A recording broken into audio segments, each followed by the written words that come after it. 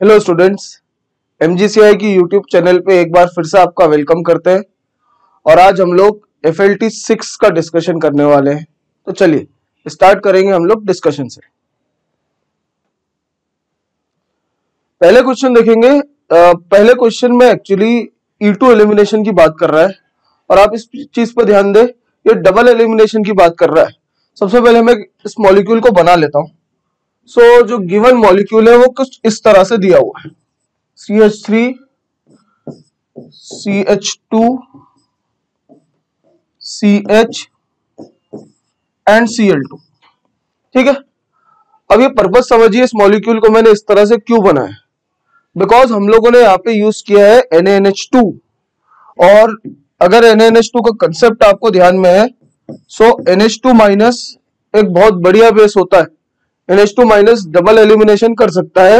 ये पहले single bond को डबल में कन्वर्ट करेगा और अगर एक्सेस में लिया गया है तो डबल को ट्रिपल में कन्वर्ट करने का भी दम रखता है।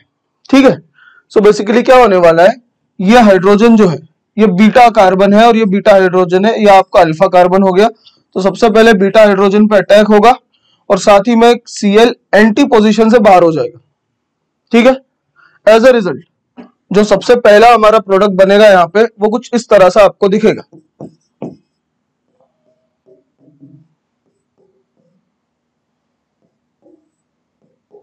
ठीक है, यहाँ पे एक और चीज आप ध्यान दें, मैंने जो प्रोडक्ट बनाया है वो ट्रांस प्रोडक्ट बनाया है। हालांकि यहाँ पे पूछा नहीं गया है, बट ये कंसेप्ट बाद में कभी यूज किया जा सकता है, नीट में यूज किया जा सकता है। तो आपको ध्यान रहे कि ये जो एलिमिनेशन होता है ये एंटी एलिमिनेशन होता है। हाइड्रोजन और क्लोरीन अपोजिट साइड से रिमूव होते हैं। ठीक है, अब दोबारा से हम लोग के पास में NH2 अगर हम लोग यूज करेंगे, यह रहा दोबारा से NH2। सो ये दोबारा से हाइड्रोजन पर अटैक करेगा और इस क्लोरीन को भी बाहर करेगा। जब इस क्लोरीन को बाहर करेगा तो हमारे पास में जो फाइनल प्रोडक्ट आएगा वो कुछ इस तरह से हमें दिखने वाला है। ठीक है, सो बेसिकली हम लोग यहाँ पे 2 बार एलिमिनेशन करके अल्काइन बनाने वाले हैं। अब मैं ऑप्शंस को एक बार एनालाइज कर सकता हूं। पहले ऑप्शन में इसने डबल बॉन्ड बना रखा है, ये करेक्ट नहीं हो सकता। दूसरे ऑप्शन में ट्रिपल बॉन्ड बनाया है, यही मेरा आंसर होने वाला है। तीसरा ऑप्शन अगेन ये सब्स्टिट्यूशन कर नहीं सकता है, सब्स्टिट्यूशन नहीं, हम लोगों ने जैसे डिस्कस किया NH2 माइनस जो रहेगा वो एलिमिनेशन करेगा, सब्स्टिट्यूशन नहीं करेगा। तो ये अगेन एक रॉन्ग ऑप्शन है। और ये डी वाला भी सिर्फ एक सब्स्टिट्यूशन किया हुआ है, सो ये भी रॉन्ग ऑप्शन है। सो ऑप्शन बी जो है वो करेक्ट आंसर रहने वाला है। अगले क्वेश्चन की बात करेंगे। सो पूछ रहा है इनमें से कौन सा न्यूक्लियोफिलिक सब्स्टिट्यूशन का एग्जांपल है। एक एक करके इनको एनालाइज करते हैं। पहला वाला जो रिएक्शन है ये न्यूक्लियोफिलिक सब्स्टिट्यूशन नहीं है, ये बेसिकली रिएक्शन विद मेटल्स है। हम लोग इसको अल्काइल हैलाइड चैप्टर में पढ़ते हैं, properties chemical properties of haloalkanes में पढ़ते हैं कि अल्काइल हैलाइड जब मैग्नीशियम से रिएक्ट करता है ड्राई ईथर की प्रेजेंस में तो ग्रिग्नार्ड रिएजेंट RMgX बनाता है। इसलिए ये ऑप्शन एक रॉन्ग ऑप्शन है। यहां देखेंगे RX और KOH की बात कर रहे हैं।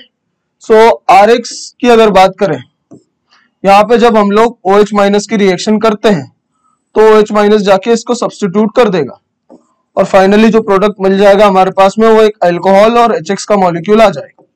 ठीक है, HX नहीं, बेसिकली यहाँ पे हम लोगों ने KOH यूज किया है, सो HX की जगह पे हम लोग इसको सिंपली KX लिख सकते हैं। ठीक है, ये KX का मॉलिक्यूल आ जाएगा। बेसिकली हम लोग को इस प्रोडक्ट पे फोकस करना है, यही हमारा करेक्ट आंसर रहने वाला है। सो ऑप्शन बी यहाँ पे करेक्ट ऑप्शन रहने वाला है। एक बार मैं बाकी ऑप्शंस को भी जस्टिफाई कर देता हूं। तीसरा वाला जो रिएक्शन आप देखेंगे 2RX along with Na, तो बहुत ही फेमस रिएक्शन है जिसको बोलते हैं वुड्स रिएक्शन।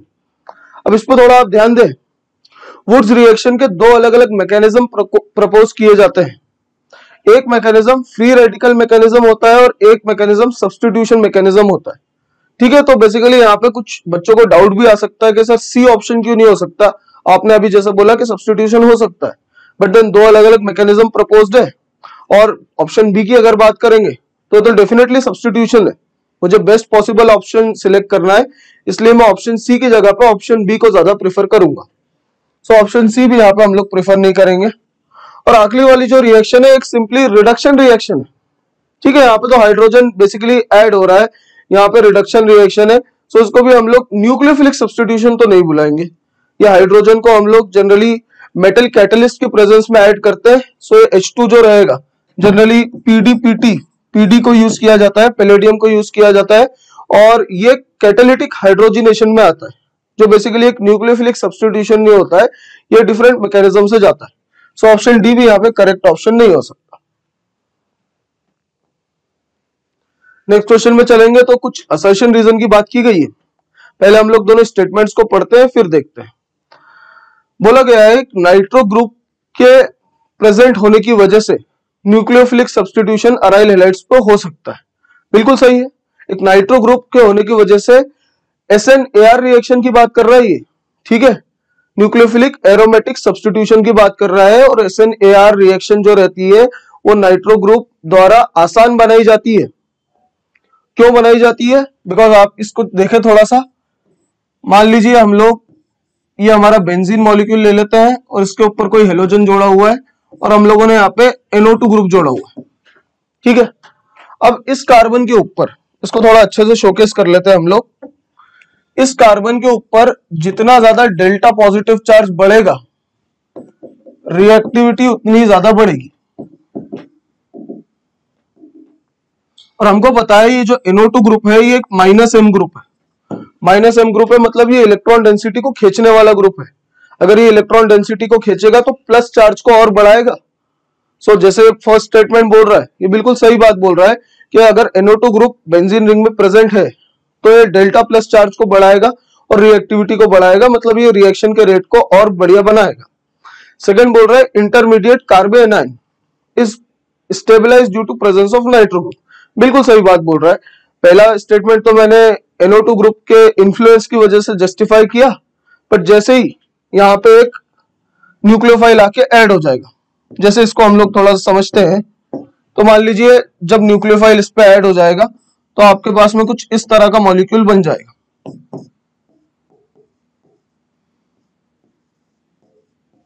ठीक है। अब यहाँ पे रेजोनेंस होगा, पहला नेगेटिव चार्ज ऑर्थो पोजीशन पे आएगा, next negative charge para position पे आएगा। पैरा पोजीशन पे NO2 ग्रुप पहले से प्रेजेंट है जो माइनस चार्ज को स्टेबलाइज करने की टेंडेंसी रखता है क्योंकि खुद -M इफेक्ट देता है। सो बेसिकली ये NO2 ग्रुप इसको स्टेबलाइज करने वाला है, और यहाँ पे जब आप इसको फाइनल रेजोनेंस हाइब्रिड बनाते हैं तो ये कुछ इस तरह से बनता है। इसको हम लोग क्लास में भी पढ़ाते हैं, इसको हम लोग मेजनहाइमर कॉम्प्लेक्स बोलते हैं। सो ये मेजनहाइमर कॉम्प्लेक्स बनता है जहां पे NO2 ग्रुप की वजह से स्टेबिलिटी आती है। सो जैसे मैंने बोला है रीजन 1 जो है NO2 ग्रुप की वजह से रिएक्शन बढ़ेगा, बिल्कुल सही बात बोल रहा है। और क्यों बढ़ेगा उसके दो कारण हो सकते हैं, जिसमें से दूसरा कारण जो है कि NO2 ग्रुप रहने की वजह से नेगेटिव चार्ज को स्टेबिलिटी मिलेगी। सो जो रीजन है ये भी जस्टिफाई कर रहा है फर्स्ट वाले को, इसलिए इसका ऑप्शन होने वाला है ऑप्शन ए। सो असर्शन भी करेक्ट है, रीजन भी करेक्ट है, और रीजन जो है वो असर्शन को जस्टिफाई भी कर रहा है। यहां पूछा गया है कि स्ट्रक्चरल फीचर जो प्रोटीन में प्रेजेंट है, ये बड़ा ही सिंपल सवाल है भाई। ये बेसिकली हमारा बायोमोलिक्यूल्स का सवाल आ गया है और पूछा गया है कौन कौन से लिंकेज हो सकते हैं। तो ईस्टर लिंकेज की बात कर रहा है। बायोमोलिक्यूल्स के अंदर जनरली ईस्टर लिंकेज आपको नहीं मिलेंगे जितने हमारे कोर्स में है। हमारे कोर्स में जो है वो बेसिकली अमाइनो एसिड्स है, मतलब प्रोटीन से, कार्बोहाइड्रेट्स है, और हमारा न्यूक्लिक एसिड्स है। सो न्यूक्लिक एसिड के अंदर फॉस्फोडाइस्टर लिंकेज होता है, ठीक है, not a simple Easter linkage, phosphodiester linkage होता है। और यहाँ पे प्रोटीन्स की बात कर रहा है, तो प्रोटीन्स की बात कर रहा है, सो ईस्टर लिंकेज एक रॉन्ग ऑप्शन है। ईथर लिंकेज की बात कर रहे हैं। ईथर लिंकेज तब बनता है जब डाइसेक्राइड या पॉलीसेक्राइड बनते हैं। दो OH ग्रुप जो आपके मोनोसेक्राइड में प्रेजेंट रहते हैं वो आपस में जुड़ते हैं बाय लॉस ऑफ H2O, और वहां पे जो लिंकेज बनता है वो ईथर लिंकेज बोलते हैं इसको। सो ये ईथर लिंकेज भी रॉन्ग ऑप्शन है। तीसरा वाला पेप्टाइड लिंकेज जो बोल रहा है, सो आपको पेप्टाइड लिंकेज कुछ इस तरह से दिखता है,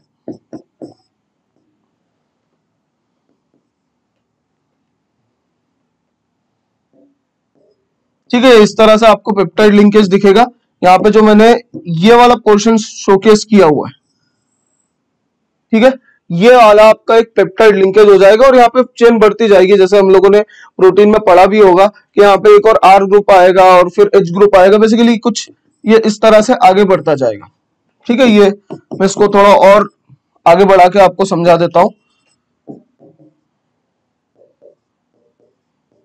ये कुछ इस तरह से चलता जाएगा। सो यहाँ पे ये जो लिंकेज आएगा जिसकी वजह से अमाइनो एसिड्स जुड़ के पॉलीपेप्टाइड बनाते हैं, सो पेप्टाइड लिंकेज यहाँ पे करेक्ट ऑप्शन रहने वाला है।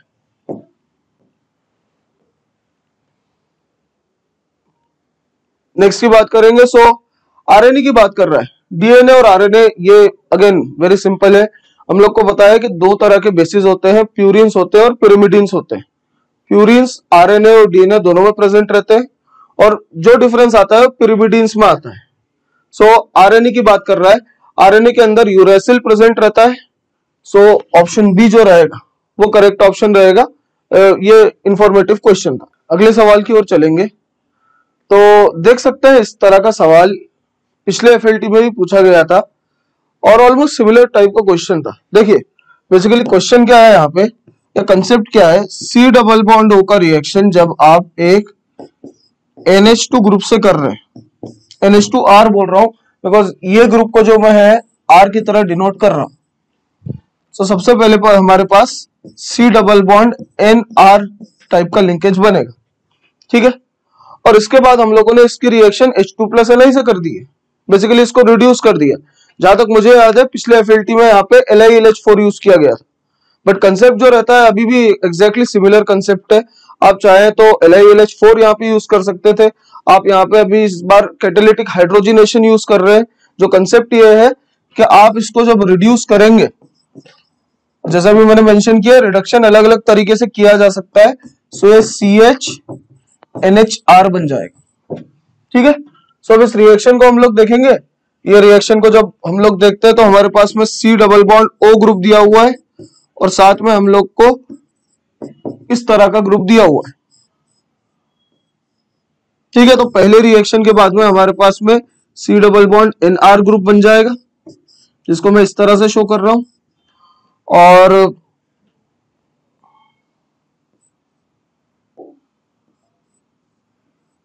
जिसको मैं इस तरह से शो कर रहा हूं, और जब आप इसकी H2+ Ni से रिएक्शन करवाएंगे तो रिडक्शन हो जाएगा और फाइनल मॉलिक्यूल आपको कुछ इस तरह से आने वाला है। तो मैं ऑप्शंस देख सकता हूं और यहां मैं देख सकता हूं कि ऑप्शन ए जो है वो करेक्ट ऑप्शन होने वाला है। नेक्स्ट क्वेश्चन की बात करें सो ये एक बड़ा ही सिंपल क्वेश्चन है। ये CH3 CH2 NH2 की रिएक्शन RMGX से करवा रहा है, ठीक है। सो बेसिकली आप पहले इस मॉलिक्यूल को देखिए, ये मॉलिक्यूल मुझे CH3- देने वाला है और इस मॉलिक्यूल के बाद हम लोग यहां जाते हैं तो CH3 CH2 NH2। ये बहुत से एफएलटी में बार बार डिस्कस किया गया है।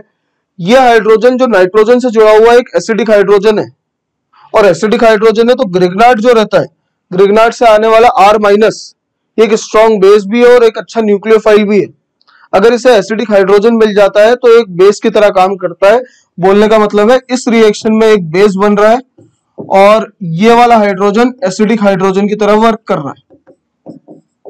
तो यहाँ पे एक एसिड बेस रिएक्शन हो जाएगा। एसिड बेस रिएक्शन होने की वजह से हमारे पास CH4 बन जाएगा और जो बचा वाला पार्ट रहेगा CH3 CH2 NH, ये MgBr के साथ जुड़ जाएगा और इस तरह से हमारी रिएक्शन हो जाएगी।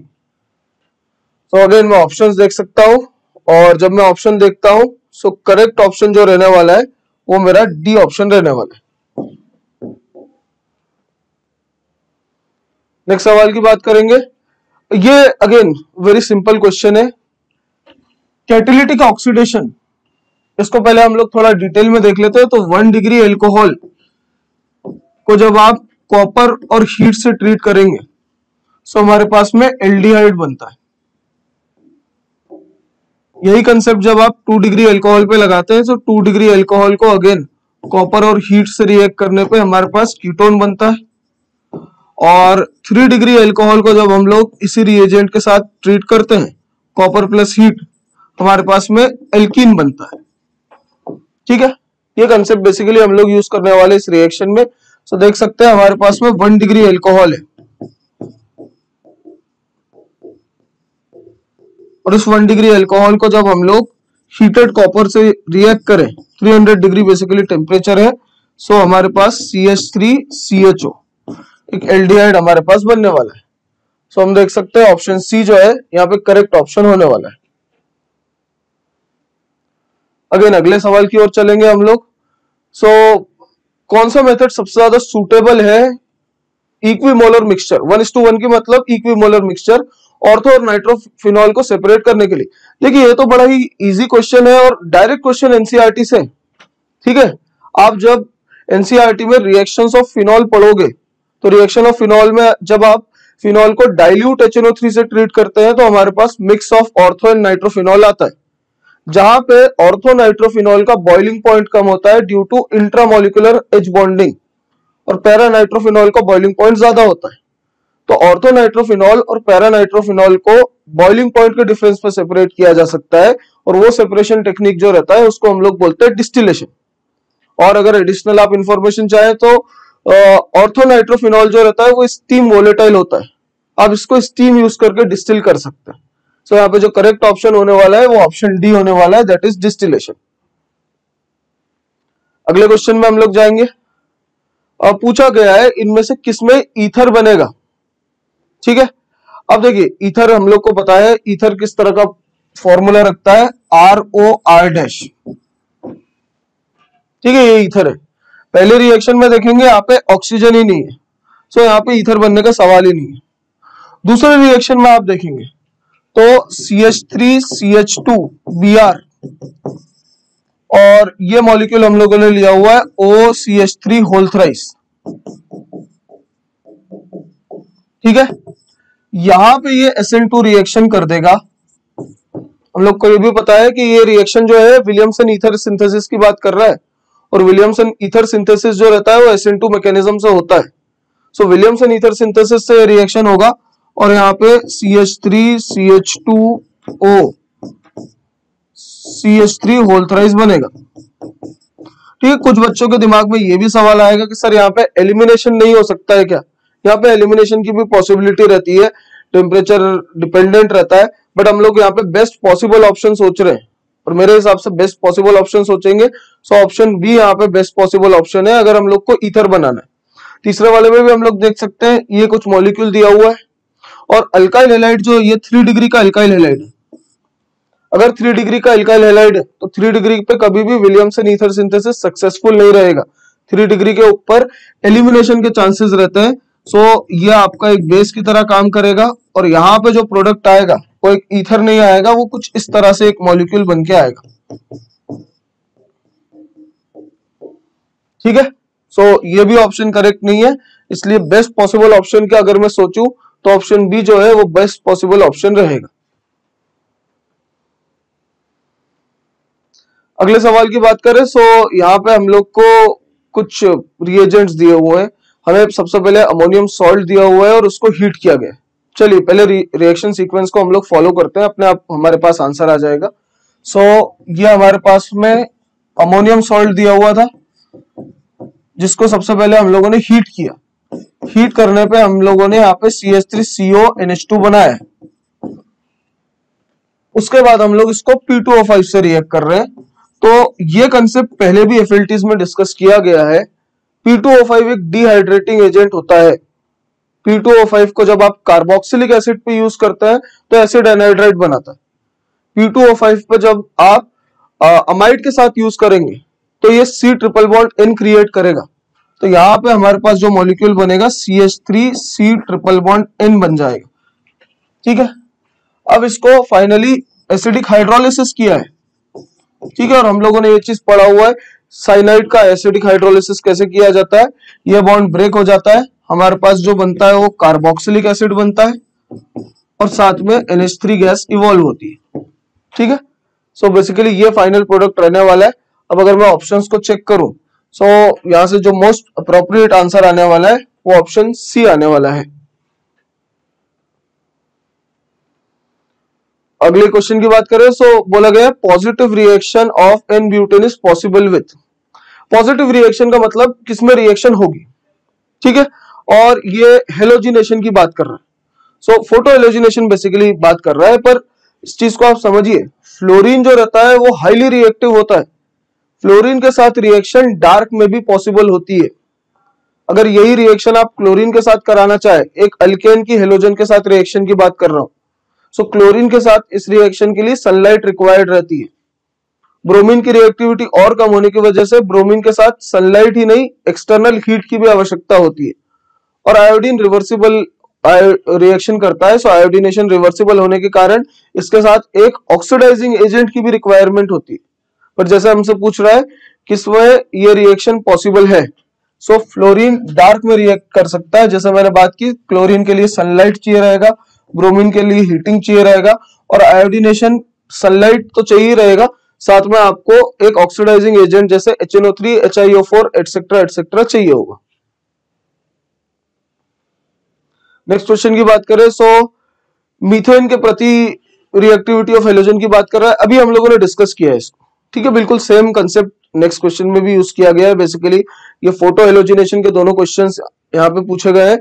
सो रिएक्टिविटी ऑफ हेलोजन की अगर बात करें, फ्लोरीन सबसे ज्यादा रिएक्टिव है, डार्क में रिएक्ट करेगा। क्लोरीन लेस रिएक्टिव होने की वजह से सनलाइट से की प्रेजेंस में रिएक्ट करेगा। ब्रोमीन के लिए हीटिंग चाहिए होगा, और आयोडीनेशन के लिए आपको एक ऑक्सीडाइजिंग एजेंट चाहिए रहेगा।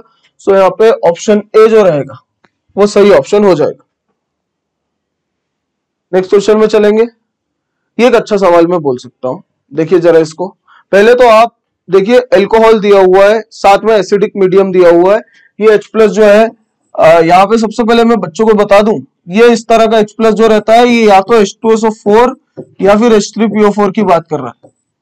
ये HCl HBr HI की बात नहीं कर रहा है। HCl HBr HI जो रहेगा वो मार्कोनिकोव रूल से Cl जोड़ने की कोशिश करेगा, ठीक है। सो उसकी बात नहीं की जा रही, यहाँ पे डिहाइड्रेटिंग एजेंट की बात की जा रही है। डिहाइड्रेटिंग एजेंट और एलिमिनेशन की रिएक्शन की बात की जा रही है।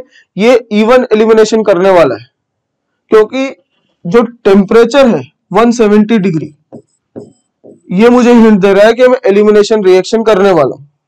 इसी रिएक्शन को जब आप 140 डिग्री पे करते हैं, तो 140 डिग्री के केस में एसएन रिएक्शन होती है और उस समय ईथर बनता है। बट एनीवेज, जैसे मैंने बोला, यहाँ पे इवन रिएक्शन होने वाली।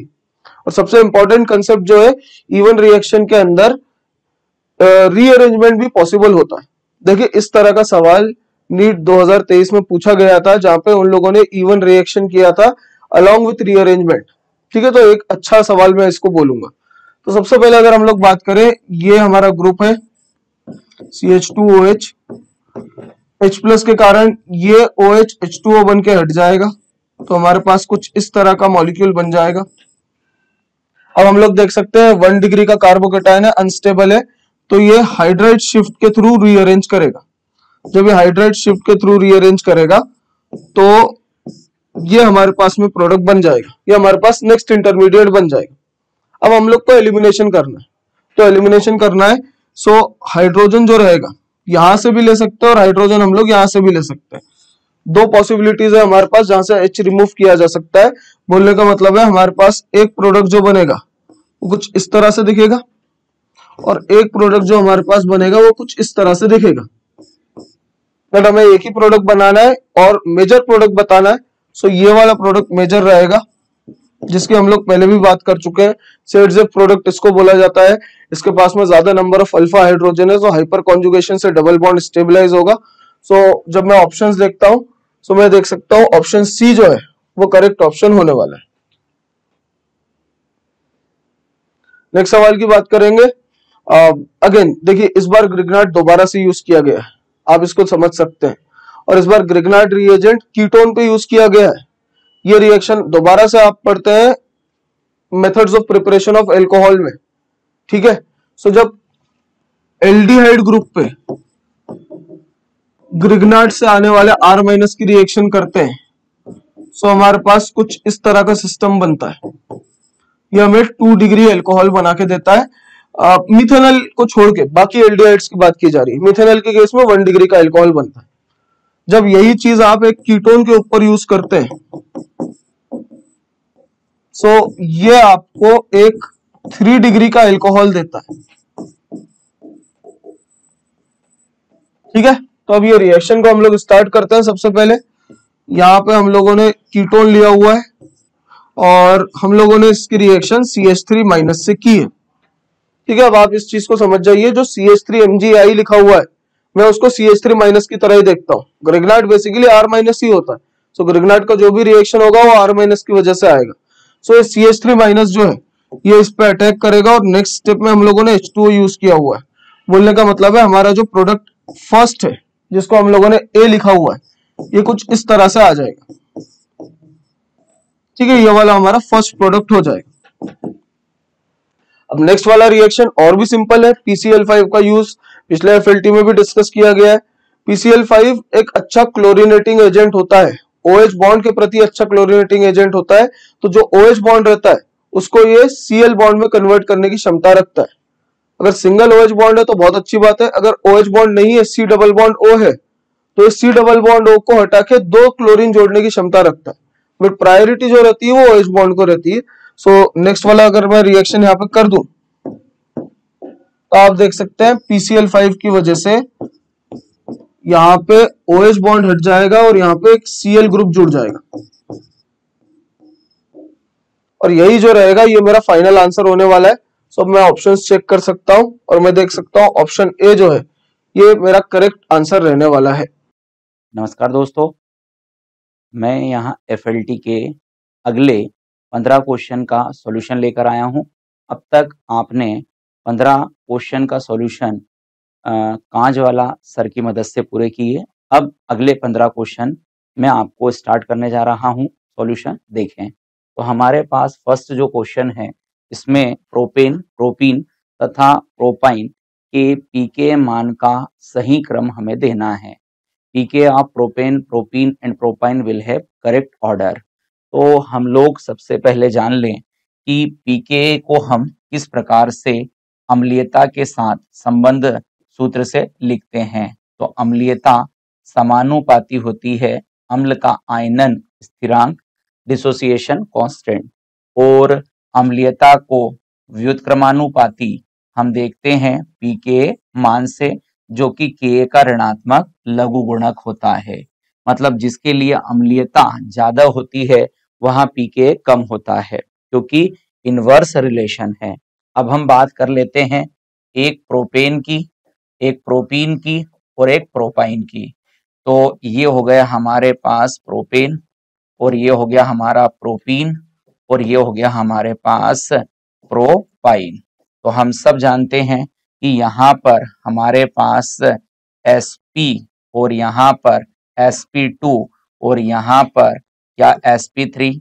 अगर हम परसेंटेज S को कंपेयर कराएं इलेक्ट्रोनेगेटिविटी से तो यहाँ पर हमारे पास सबसे ज्यादा परसेंटेज S क्या प्रोपाइन के अंदर है, इलेक्ट्रोनेगेटिविटी कार्बन की सबसे ज्यादा क्या हमारे पास प्रोपाइन है। तो अगर हम तीनों हाइड्रोकार्बन में अम्लीयता के लिए तुलना करें तो सबसे ज्यादा अम्लीय हो गया प्रोपाइन, फिर हो गया प्रोपीन और फिर प्रोपेन। ठीक, क्योंकि हमारे पास जिस कार्बन पर इलेक्ट्रोनेगेटिविटी ज्यादा होगी वहां से H+ का हमारा त्याग आसानी से होगा। तो अम्लीयता अगर प्रोपाइन की सबसे ज्यादा है इसका मतलब उसका पीके सबसे कम। तो हमारे पास अब ऑर्डर आ चुका है कि सबसे अगर ज्यादा पीके है किसी के पास है तो वो एल्केन के लिए है, मतलब फर्स्ट का सबसे ज्यादा, देन फिर किसका हो जाएगा, प्रोपीन का पीके ज्यादा, देन हमारा प्रोपाइन। तो हमारा जो पीके ऑर्डर है तीनों हाइड्रोकार्बन के लिए क्या ये वाला होने वाला है, जो कि हमारे पास क्या ए ऑप्शन के अंदर एकदम करेक्ट है। अगला क्वेश्चन देखें तो हमारे पास जो अगला क्वेश्चन है यहाँ पर एक यौगिक C5H8 अमोनिया में सिल्वर नाइट्राइड के साथ अभिक्रिया कर श्वेत अवक्षेप देता है। ठीक है, तो हम सब जानते हैं कि टॉलेन अभिकर्मक से एल्केन, एल्कीन, अल्काइन में हमें अल्काइन के साथ क्या टेस्ट मिलता है, एल्केन, एल्कीन इस क्रिया को नहीं दर्शाते।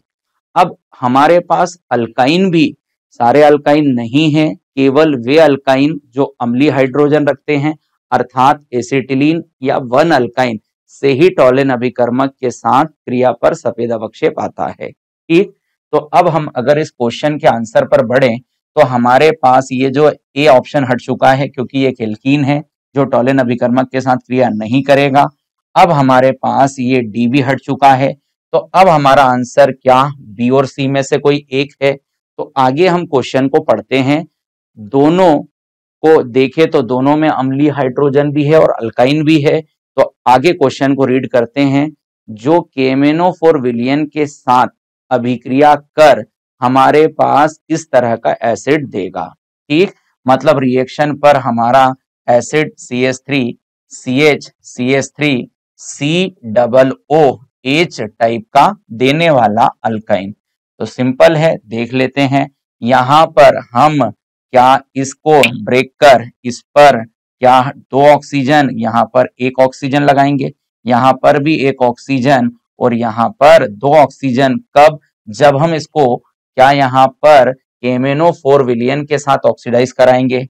तो हमारे पास यहाँ पर जो बनने वाला कंपाउंड है बी ऑप्शन के लिए CH3 CH CH3 और यहाँ पर C डबल बॉन्ड O और यहाँ पर C डबल बॉन्ड OH, जिसको आगे अगर हम ऑक्सीडाइज कराएं गर्म कर तो यहाँ पर हमारा जो फाइनली एसिड बनता है वो CH3, यहाँ से हमारा CO2 अलग हो जाता है। तो हमारे पास यहाँ पर फाइनली जो इसका प्रोडक्ट बनता है CH3 CH यहाँ C डबल OH, ये हमारा इस रिएक्शन का फाइनली प्रोडक्ट बनता है।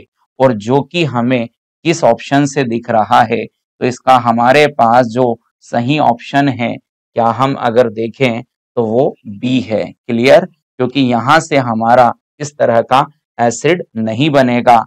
यहाँ पर जो एसिड बनेगा वो बनेगा CH3 CH2 CH2 COOH, जो कि सही नहीं है। ठीक, तो इसका करेक्ट जो हमारा ऑप्शन रहेगा वो होगा बी। ठीक, आगे बढ़ते हैं। अगला क्वेश्चन देखें। तो अगला क्वेश्चन है the reaction of benzene with carbon monoxide and HCl in the presence of anhydrous AlCl3 gives. तो भाई ये हमारी famous reaction Gattermann coach reaction है, जहां पर हमने बेंजीन की रिएक्शन क्या कार्बन मोनोऑक्साइड और HCl की प्रेजेंस में क्या AlCl3 के साथ कराई है। ठीक, तो यहाँ कार्बन मोनोऑक्साइड HCl क्रिया कर क्या हमारे पास क्या कुछ इस तरह का अभिकर्मक बनाएंगे और यहाँ से अब हमारा ये जो Cl है यहाँ Cl माइनस बनकर क्या AlCl3 के साथ चला जाएगा और यहाँ हमारा कार्बोकेटायन जनरेट होगा जो कि होगा Hc plus double bond O। इस तरह का हमारा एक इलेक्ट्रोफाइल तैयार होगा और इस इलेक्ट्रोफाइल का बेंजीन पर अब इलेक्ट्रोफिलिक सब्स्टिट्यूशन रिएक्शन कर क्या बेंजिल्डिहाइड बनाया जाएगा और यहाँ से एक इलेक्ट्रोफाइल H प्लस अलग कर दिया जाएगा। तो इस तरीके से इस रिएक्शन में हमको एक इलेक्ट्रोफिलिक सब्स्टिट्यूशन रिएक्शन से क्या बेंजिल्डिहाइड बनाकर दिया जाता है। इस पर बेंजीन पर कार्बन मोनोऑक्साइड HCl की क्रिया कर। तो हमारा आंसर यहाँ पर क्या आने वाला है, बेंजिल्डिहाइड। अगला क्वेश्चन देखें। तो अगला क्वेश्चन है भाई, प्रकाश तथा ताप की उपस्थिति में टॉलुइन के क्लोरीनीकरण से प्राप्त उत्पाद का जलीय NaOH द्वारा उत्पाद प्राप्त होगा। तो टॉलुइन मतलब हमारे पास बेंजीन रिंग पर मिथाइल की शाखा लगी है। ठीक है, अब हम इसका क्या कर रहे हैं भाई, क्लोरीनीकरण। तो हमारे पास यहाँ पर क्या क्लोरो हमारा बेंजाइल बनने वाला है, यहाँ से हमारे पास CH2Cl हो गया। ठीक है, अब यहाँ पर हम लोग क्या इसकी रिएक्शन आगे जली किससे कराने वाले हैं। तो सर अब कई लोगों का सवाल है कि यहीं से क्यों, क्योंकि यहाँ हमारा स्टेबल कार्बोकेटायन बन रहा है, बाकी कार्बन से हम H का प्रतिस्थापन नहीं ले सकते क्योंकि वहां पर क्या हमारा स्टेबल कार्बोकेटायन नहीं होगा क्योंकि वो डायरेक्ट बेंजीन रिंग का कार्बन होगा। बट यहाँ से H प्लस का हटना क्या हमारे लिए ज्यादा स्टेबल होगा। ठीक, या फिर इसको आप फ्री रेडिकल मैकेनिज्म से सोचो कि यहाँ पर जो हमारा बेंजाइल फ्री रेडिकल बनेगा वो बहुत स्टेबल फ्री रेडिकल है जिस पर हमारा आसानी से सब्स्टिट्यूशन मिलेगा। ठीक है, अब हम जलीय NaOH की क्रिया कराएंगे। तो यहाँ पर जलीय NaOH की क्रिया कर हमारा क्या बी हेलोजनीकरण होगा यहाँ पर जलीय NaOH से क्या होता है, बी हेलोजनीकरण, मतलब हेलोजन हटेगा और वहां पर क्या हम न्यूक्लियोफिलिक सब्स्टिट्यूशन रिएक्शन कर क्या यहाँ पर OH को जोड़ देंगे और इस तरीके से हमारा रिएक्शन का जो प्रोडक्ट होगा वो होगा हमारा बेंजोइल अल्कोहल या बेंजील अल्कोहल, हमारा रिएक्शन का क्या प्रोडक्ट होगा। तो ये हमारा प्रोडक्ट हो गया बेंजाइल अल्कोहल। ठीक है, क्लियर। पहले हमारा यहाँ पर फ्री रेडिकल सब्स्टिट्यूशन हुआ, फिर हम यहाँ पर सेकेंड न्यूक्लियोफिलिक सब्स्टिट्यूशन कर क्या बेंजाइल अल्कोहल बनाते हैं। अगला क्वेश्चन देखें तो हमारे पास एक स्ट्रक्चर दिया गया है जिसका IUPAC नाम हमको बताना है। तो इसमें कोई PFG, कोई मल्टीपल बॉन्ड नहीं है। तो आइए फटाफट हम इसका नंबर ऑफ कार्बन अधिक वाला चेन देखें तो 1 2 3 4 5 6 7 8 कार्बन की चेन हो गई जिसमें एक मिथाइल प्रतिस्थापी है। अब यहाँ ध्यान से देखें तो ये 2 कार्बन का क्या हमारा प्रतिस्थापी है। तो अब इसका हम नंबरिंग करा लेते हैं। तो हमारा इथाइल इधर से चलने पर 5 पर आ रहा है, इधर मिथाइल 3 पर, मतलब नंबरिंग हम लेफ्ट टू राइट कराने वाले हैं। यहाँ पर ये हमारा क्या इसका नंबरिंग हो गया। ठीक, अब अल्फाबेटिकली जाकर हम सब्स्टिट्यूएंट प्रतिस्थापी का नाम दे देते हैं। तो यहाँ पर हो जाएगा 4 एथिल 3 मेथिल और ऑक्टेन, 4 एथिल 3 मेथिल और ऑक्टेन इसका ये करेक्ट नाम है। ठीक, अगला क्वेश्चन देखें। हमारे पास जो अगला क्वेश्चन है वहां पर हमारे पास पुनः एक स्ट्रक्चर है जिसका IUPAC नेमिंग कराना है, जहां पर हमारे पास क्या इस स्ट्रक्चर के लिए एक तो ईस्टर हमारा फंक्शनल ग्रुप है और एक हेलोजन। तो ईस्टर और हेलोजन में प्रायोरिटी ईस्टर के पास ज्यादा है, तो PFG और हमारा Cl क्या एज अ प्रतिस्थापी वर्क करेगा, है ना। यहाँ पर अब हम इस स्ट्रक्चर को लिखकर इसको किस तरीके से नाम लिखना है यहाँ देख लेते हैं। यहाँ पर हमारे पास सबसे पहले ईस्टर के अंदर जो कि उसका ऑक्सीजन पर लगा एल्काइल ग्रुप है उसका नाम दिया जाता है। तो यहाँ पर क्या हो गया भाई, मेथिल। ठीक, अब इधर वाली कार्बन की चेन का PCC बनाया जाता है जिसकी नंबरिंग क्या PFG से डालते हुए क्या हम इस नंबरिंग पर लगे समूहों के नाम देते हैं। तो यहाँ पर हमारा एक और प्रतिस्थापी आया है जो 3 पर है, तो ये हो गया 3 क्लोरो। ठीक, अब हमारा वर्ड रूट 4 कार्बन का क्या होने वाला, ब्यूट। अब ब्यूट के साथ क्या 2 पर इन है, तो ब्यूट 2 इन और साथ में क्या हम इसके लिए OH लगाएंगे यहाँ पर ब्यूट के साथ। अब हमको एस्टर के लिए अनुलग्न OH लगाना है। ठीक, तो हमारा नाम क्या बन गया, methyl 3 chloro but 2 en OH। Check करते हैं ऑप्शन में, तो हमारे पास मेथिल भी है, 3 क्लोरो है, 2 ब्यूटी नोएट, जो कि ये ऑप्शन एकदम करेक्ट हमारा हो रहा है। ठीक है, आगे बढ़ते हैं, अगला क्वेश्चन देखें। तो अगला क्वेश्चन है पिरिडिन में संयुग्मी इलेक्ट्रॉनों की संख्या। In pyridine number of conjugated electron, कौन से इलेक्ट्रॉन है जो रेजोनेंस में टेक पार्ट कर रहे हैं, कंजुगेशन में आ रहे हैं। तो देख लेते हैं, ये हमारे सारे पाई बॉन्ड के पाई इलेक्ट्रॉन क्या कंजुगेशन में है, कंप्लीट रेजोनेंस में है। तो यहाँ पर 2 4 6, तो नंबर ऑफ कंजुगेशन इलेक्ट्रॉन क्या हो गए 6। ये हमारा जो है लोकलाइज्ड है, कंजुगेशन में नहीं है। ठीक, अगला देखिए क्वेश्चन। अगला क्वेश्चन हमारे पास है निम्नलिखित यौगिकों पर विचार करें, इन्हें क्षारीय सामर्थ्य के अनुसार घटते हुए क्रम में व्यवस्थित करना है। ठीक, मतलब सबसे हमें अधिक क्षारीय को पहले लेकर कम की ओर बढ़ना है। ठीक, तो देखें, तो क्षारीयता के लिए हमें देखना है कि कौन अपनी लोन पेयर आसानी से उपलब्ध कराएगा। तो क्षारीयता के लिए हमारे पास जो समूह प्रभाव होता है तो वो हम पहले लिख लेते हैं। तो क्षारीयता क्रम के लिए हम बात करते हैं, सबसे ज्यादा हमको +M प्रभाव से क्षारीयता मिलेगी, +M और +H कह सकते हो, फिर +H आ जाएगा, फिर +I आएगा, फिर यहाँ आएगा कोई समूह ना हो ऐसा हमारा यौगिक, देन बेटा फिर माइनस आई, देन बेटा माइनस एम। ठीक है, ये क्षारीयता क्रम को निकालने का हमारे पास ऑर्डर आ गया है, जो बेंजीन रिंग पर लगे समूह के आधार पर अब हम देखते हुए क्षारीयता निर्धारित करेंगे। तो हमारे पास यहाँ पर क्या मिथाइल ग्रुप पेरा पोजीशन पर है, जहां से हम +H सोच सकते हैं।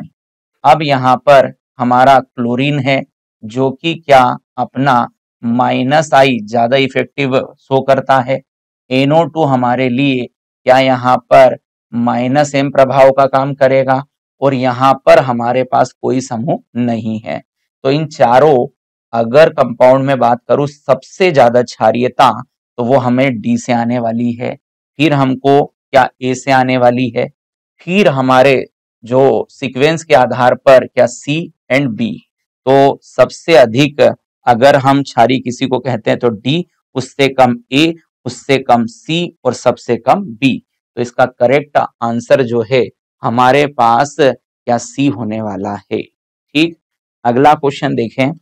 तो अगला क्वेश्चन हमारे पास, निम्न यौगिकों में कौन सा प्रतिबिंब समावयवी है, which of the following pair of compounds are enantiomer. तो इनएंसियोमर क्या होते हैं, वे प्रकाशिक समावयव जो एक दूसरे के दर्पण प्रतिबिंब हो पर एक दूसरे के ऊपर अध्यारोपित ना हो। क्लियर, ऐसे हमारे जो प्रकाशिक समावयव रूप है क्या प्रतिबिंब रूप होते हैं, जो कि प्रत्येक कायरल कार्बन पर विन्यास को भिन्न रखते हैं। तो दिए गए स्ट्रक्चर में आप कायरल कार्बन पर आरएस विन्यास देख लो, और जो प्रत्येक कायरल कार्बन पर अपने विन्यास को भिन्न करता है वही आपका प्रतिबिंब होगा। तो प्रतिबिंब रूप होगा, चेक कर लेते हैं। यहाँ पर हमारे पास क्या 2 कायरल कार्बन है, हम इसका कॉन्फ़िगरेशन चेक कर लेते हैं। ये हमारे लिए 1 2 3 4 ये नंबरिंग हो गई। अब हम प्रायोरिटी CIP रूल से निर्धारित कर क्या इसका रोटेशन चेक कर लेते हैं। तो यहाँ पर हमारे पास 1, यहाँ पर नीचे आ गया 2, यहाँ पर 3, यहाँ पर 4।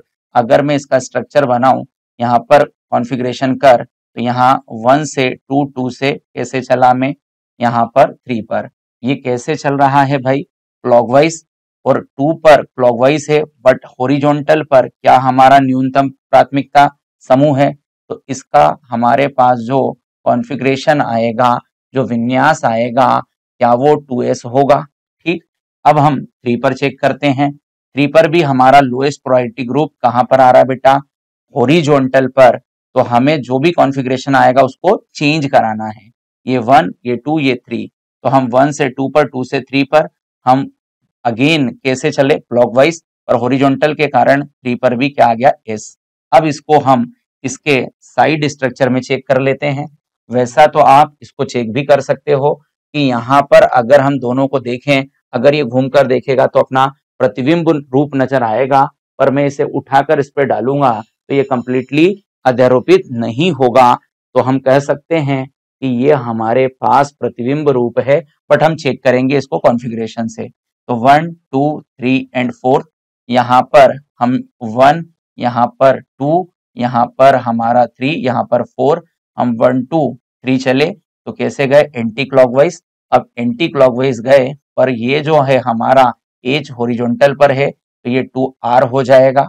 ठीक है, अब यहाँ पर 1 और यहाँ पर हमारे पास ऊपर हो गया 2 और यहाँ पर हो गया हमारा नीचे 3। ठीक, अब हम देखें तो हम कैसे जा रहे हैं, पुनः एंटी क्लॉकवाइज जा रहे हैं। ठीक, एंटी क्लॉकवाइज पर हमारा हॉरिजॉन्टल पर है, तो 3 पर क्या हो गया भाई, r। ठीक, अब हमारे पास देखो दोनों स्ट्रक्चर के लिए कंप्लीटली दोनों कार्बन पर क्या विन्यास अलग अलग है। यहाँ 2s है तो यहाँ 2r है, यहाँ 3s है तो 3r है। इसकी ट्रिक होती है कि अगर दो स्ट्रक्चर प्रत्येक कायरल कार्बन से अपने विन्यास में डिफरेंट है, तो ऐसे दोनों स्ट्रक्चर को हम एक दूसरे का प्रतिबिंब समावयव कहते हैं। अगर आप बाकी ऑप्शन में चेक करोगे तो आपको ऐसा कहीं भी नहीं मिलेगा, कुछ पर सेम कुछ पर भिन्न होंगे, या सब पर क्या होंगे, सेम, जो कि आपस में प्रतिबिंब नहीं होगा। तो हमारा इस क्वेश्चन का करेक्ट आंसर क्या यही होने वाला है। देखें आगे, अगला हमारे पास जो क्वेश्चन है, CH3 CHCl CH2 Cl CH3 has a chiral centre, which one of the following represent इस R कॉन्फ़िगरेशन। तो आइए चेक कर लेते हैं यहाँ पर हम फटाफट इन सारे स्ट्रक्चर को। तो यहाँ पर 1, ठीक, यहाँ पर 2, यहाँ पर 3, यहाँ पर 4। 1 से हम कहाँ जा रहे हैं, यहाँ पर 2 पर, 2 से 3 पर कैसे जा रहे हैं सर, क्लॉकवाइज। पर हमारा ये क्या है, एज हॉरिजॉन्टल पर है, तो यहाँ पर कॉन्फ़िगरेशन क्या आ गया, एस। ठीक, अब हम सेकेंड को चेक कर लें। ये हमारा 1 2 3 और 4, यहाँ 1 2 3 चले, कैसे चले, क्लॉकवाइज। हमारा वर्टिकल है, हमारा न्यूनतम प्रायोरिटी ग्रुप कहाँ पर है, वर्टिकल, चेंज नहीं होगा। ये कॉन्फ़िगरेशन क्या आ गया, आर। हमें हमारा आंसर मिल चुका है, पर बट इनको भी चेक कर लें।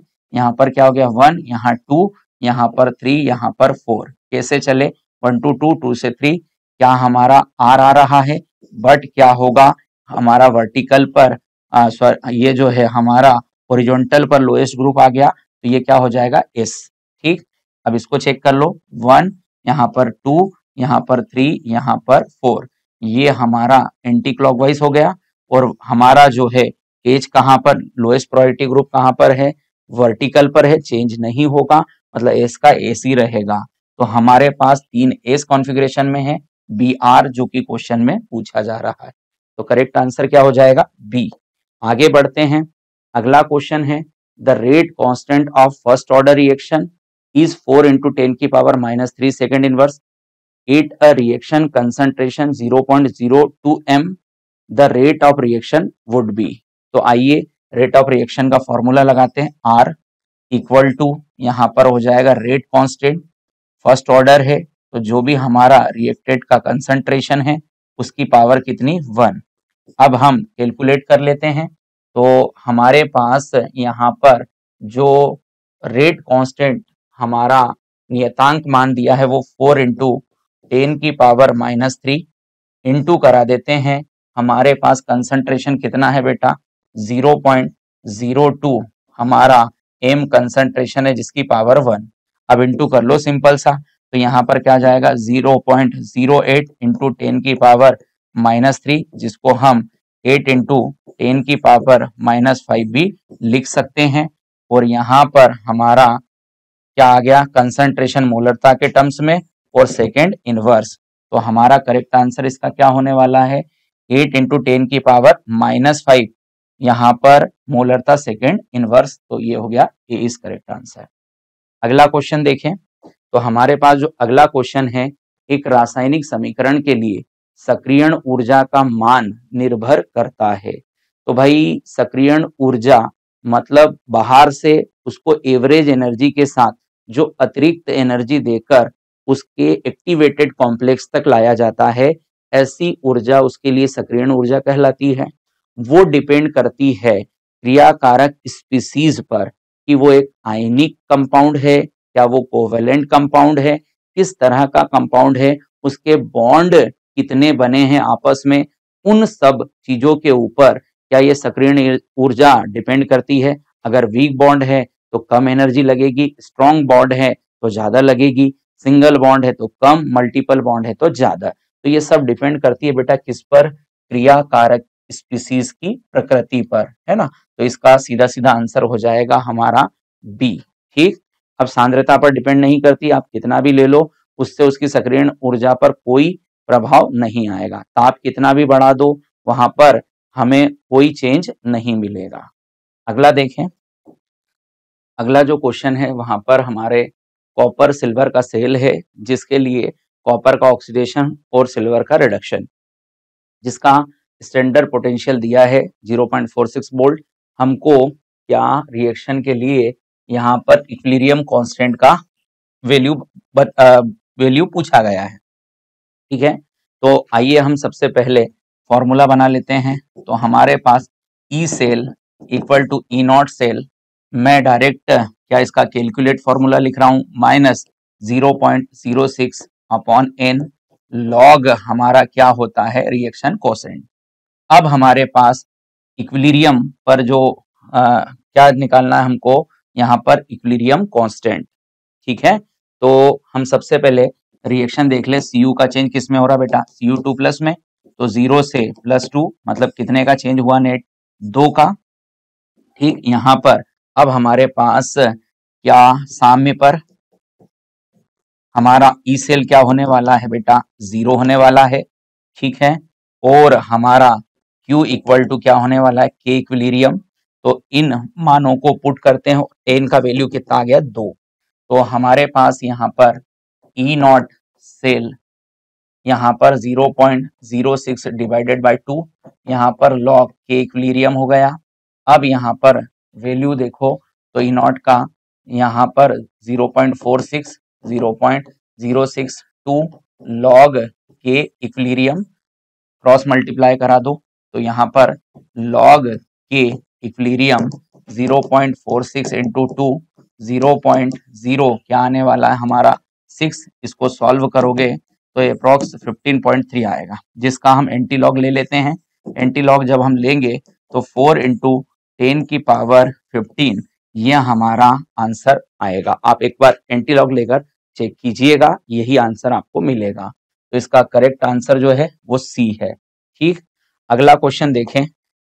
तो अगला क्वेश्चन है, निम्नलिखित में से ई नॉट के मानों के आधार पर सबसे प्रबल ऑक्सीकारक है। प्रबल ऑक्सीकारक है तो चेक करें तो यहाँ पर Fe हमारा +2, यहाँ पर Fe क्या है +3, यहाँ पर +2 से कहाँ जा रहा है +3 में, मतलब क्या ऑक्सीडेशन हो रहा है। तो ये जो हमारा वैल्यू है क्या वो SOP वैल्यू है। ठीक, यहाँ पर चेक करें तो यहाँ Fe2 प्लस Fe3 प्लस में जा रहा है, क्या फर्दर यहाँ पर ऑक्सीडेशन हो रहा है। तो यहाँ पर भी ये जो वैल्यू है वो क्या है SOP है। अब इसका अगर SRP बनाएं रिवर्स करके इसका SRP बनाएं तो यहाँ पर रिवर्स कर इसका क्या हो जाएगा 0.35 वोल्ट, ये हो गया SRP। इसका रिवर्स कर SRP बनाएं तो इसका रिवर्स कर SRP हो जाएगा क्या हमारे पास -0.077। ठीक, ये इसका SRP है। 0.77 का SRP क्या -0. हमारे पास 77 हो गया। अब हम यहाँ पर एक रिलेशन बहुत अच्छे से जानते हैं कि हमारे पास SRP क्या होता है, समानुपाती ऑक्सीकारक क्षमता और व्युत्क्रमानुपाती अपचायक क्षमता।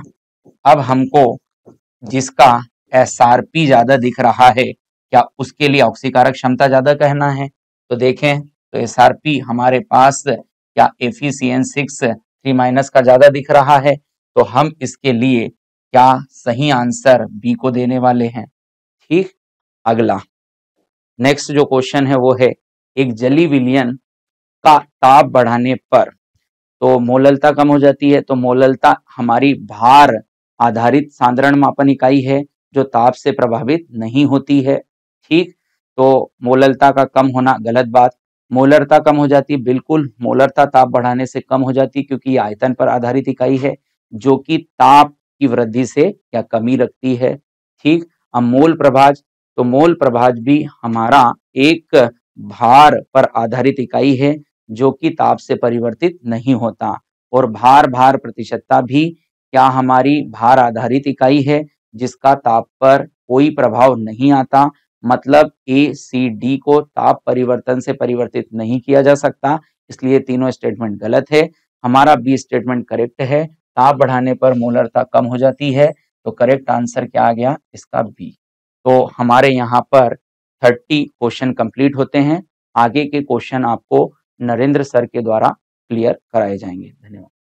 Welcome back students. तो फुल एंड टेस्ट 6th के सॉल्यूशंस लेकर आया हूं मैं आपके सामने, और हम बात करते हैं अब हमारे सॉल्यूशंस को लेकर। 80 तक आप देख चुके थे, 81 क्वेश्चन की बात कर रहे हैं। H2O2 के विलयन की सांद्रता 6.8% है, तो विलयन की आयतन सांद्रता पूछी है। वॉल्यूम स्ट्रेंथ भी कह सकते हैं आप इसको, वॉल्यूम कॉन्सेंट्रेशन, या आपको निकालना है यहाँ पर वॉल्यूम स्ट्रेंथ, है ना, वॉल्यूम कॉन्सेंट्रेशन निकालना है या वॉल्यूम स्ट्रेंथ निकालना है। तो बड़ा सिंपल फॉर्मूला मैं यहाँ पे इस्तेमाल करने वाला हूँ कि मोलैरिटी बराबर होता है वॉल्यूम स्ट्रेंथ अपॉन 11.2 लीटर। ये मुझे एक सिंपल बात का इस्तेमाल करना है, लेकिन मुझे इसको निकालने से पहले सबसे पहले मुझे कैलकुलेट करना पड़ेगा कि मेरा मोलैरिटी कितना है। ठीक है, निकालना वॉल्यूम स्ट्रेंथ है, वॉल्यूम कॉन्सेंट्रेशन है, पूछा मोलैरिटी के थ्रू हम जाएंगे। तो मोलैरिटी के थ्रू जाना तो मुझे जो गिवन है वो इसका जो कॉन्सेंट्रेशन ऑफ सोल्यूशन है वो 6.8% है m/v। This is 6.8%। H2O2 को जनरली m/v में हम रिप्रेजेंट करते हैं। तो मैं यहाँ पे कह सकता हूँ कि मेरे पास जो H2O2 दिया है वो 6.8% m/v है। इसका मतलब होता है कि 100 ml ऑफ सोल्यूशन जो होगा उसके अंदर 6.8 ग्राम H2O2 रहा होगा। तो 1000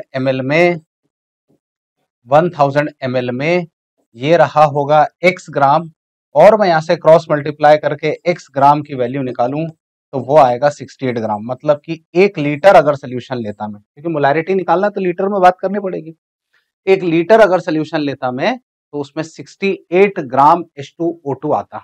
अब मैं कहानी को आगे बढ़ाता हूं, है ना, कहानी को आगे बढ़ाता हूं मैं। तो कहानी को आगे बढ़ाऊं तो मुझे यहां से क्लियर हो गया कि मेरे पास जो H2O2 आ रहा है वो इक्वल टू आ रहा है कितना ग्राम, 68 ग्राम। नाउ मुझे निकालना है मोलैरिटी। तो मोलैरिटी का फॉर्मूला होता है given weight upon GMM into 1000 upon यहाँ पे जो वॉल्यूम मैंने माना है that is equal to 1000 ml। ये कैंसिल हुआ, ये कैंसिल हुआ, तो मेरा जो मोलैरिटी आ गया दैट इज इक्वल टू आ गया 2 मोल पर लीटर। मोलैरिटी मेरा 2 मोल्स पर लीटर आ गया। देखो अब मोलैरिटी अगर 2 मोल्स पर लीटर आ गया तो मुझे निकालना है वॉल्यूम स्ट्रेंथ। तो वॉल्यूम स्ट्रेंथ अगर निकालना है तो इक्वल टू उसका फॉर्मूला होता है मोलैरिटी इंटू बोलो 11.2 लीटर। तो वॉल्यूम स्ट्रेंथ जो आएगा वो इक्वल टू आ जाएगा 22.4 लीटर। तो वॉल्यूम स्ट्रेंथ मेरा आ रहा है जो वो आ रहा है वो 22 पॉइंट कितना आ रहा है 4। क्लियर है, क्या मेरी बात समझ में आई? तो वॉल्यूम स्ट्रेंथ निकालने का तरीका है ना। अच्छा, इसमें लीटर नहीं आएगा, ध्यान रखिएगा, ये जो मैंने लास्ट में यूनिट बोली है ये नहीं आएगा, क्योंकि मोलैरिटी का यूनिट होता है मोल पर लीटर, है ना। तो वो लीटर से लीटर चले आएगा, दैट इज आंसर कितना आ जाएगा 22.4। क्लियर मेरी बात, है ना। 81 क्वेश्चन, ठीक है।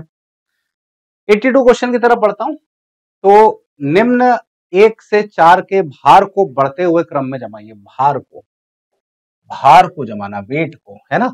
Rearrange the following 1 to 4 in increasing order of masses and choose the correct answer. ठीक, मैंने आपको बोला है कि जब इस टाइप के क्वेश्चन आए तो जैसे 1 मॉलिक्यूल ऑफ ऑक्सीजन बोला है, तो एक मॉलिक्यूल ऑफ ऑक्सीजन बोला है तो 32 को डिवाइड कर दें आप किससे, 6.022 इंटू 10 की पावर कितना 23। तो ये आ जाएगा 6 5 30 और 5.3 आ जाएगा ये लगभग। तो 5.3 इंटू 10 की पावर -23 ग्राम, ये आ गया एक का, है ना। अगला बोला है 1 एटम ऑफ नाइट्रोजन, नाइट्रोजन का एक एटम के बारे में बोला है तो 14 को डिवाइड कर दें आप 6.022 इंटू 10 की पावर 23। तो 6 2 ये आ गया 12, है ना। और फिर ये आ गया 0.3, तो ये आ गया 2.3 इंटू 10 की पावर -23 ग्राम, है ना। यहाँ पे क्या बोला है 10 to the power -10 gram molecular weight of oxygen. मतलब सिंपल सी बात है 10 टू द पावर -10 का मल्टीप्लाई आपको करना पड़ेगा 32 से। तो ये आ जाएगा 32 इंटू 10 की पावर -10 ग्राम। क्लियर है। एंड यहाँ पे तो ग्राम एटॉमिक दे रखा है ना, तो उसको कोई दिक्कत ही नहीं। तो वो तो 10 की पावर माइनस क्या लिखा 10। क्लियर। तो अब आंसर जब चेक करेंगे यहाँ पे, है ना, तो आपको दिख रहा होगा कि 10 की पावर -10 मतलब सबसे ज्यादा जो यहाँ पर आएगा वो हैवी, वो तो यही आएगा। बात समझे कि नहीं समझे? सबसे ज्यादा जो हैवी आ रहा है वो फोर्थ वाला ही आ रहा है। क्लियर है। तो सबसे हैवी जो आ रहा है वो कॉपर आ जाएगा, क्योंकि एटॉमिक वेट है ना। तो कॉपर का एटॉमिक वेट कितना होता है 63.5 इंटू 10 की पावर -10। तो सबसे हैवी जो आ रहा है वो कॉपर आएगा। कॉपर के बाद मतलब 3 के बाद 1 के बाद 2। आई बात समझ में? तो 3 के बाद, है ना, 4 के बाद आएगा आपका 3 के बाद आ जाएगा आपका 1 और फिर क्या आ जाएगा 2। Answer that is 82। क्लियर। आगे बढ़ता हूँ 83 क्वेश्चन की तरफ में। SeCl4 चतुष्फलीय संरचना नहीं होती है। तो SeCl4 को देख लेते हैं अपन। तो आपका ये आ रहा है ग्रुप नंबर 16, और ग्रुप नंबर 16 होता है sulphur, oxygen, sulphur, selenium, tellurium और पोलोनियम। तो यहाँ पे जैसे SCl4 होता है तो ये SeCl4 आ रहा है, तो ये आ जाएगा sp3d। sp3d के साथ आता है एक लोन पेयर, एक लोन पेयर आना C100। इसका जो ज्योमेट्री आएगा वो आएगा C100। तो सीसॉ ज्योमेट्री कुछ ऐसा दिखेगा आपको। यहाँ पे लोन पेयर, इधर Cl, इधर Cl, इधर भी Cl और इधर भी क्या आया Cl, और ये ज्योमेट्री कौन सी आती है सीसॉ। कौन सी ज्योमेट्री है सीसॉ। तो सबसे पहली बात SeCl4 चतुष्फलीय संरचना नहीं होती है। SeCl4 does not have tetrahedral structure, ये बात बिल्कुल सही है। SeCl4 has 2 lone pair electron, ये बात बिल्कुल गलत है। तो असर्शन सही है बट रीजन गलत है। Assertion is true but reason is false, मतलब सी आंसर आएगा। असर्शन सही है, रीजन गलत है। क्लियर है। लोन पेयर उसके पास एक ही आ रहा है और वो ज्योमेट्री उसका सीसॉ है। 84 क्वेश्चन बहुत इजी है।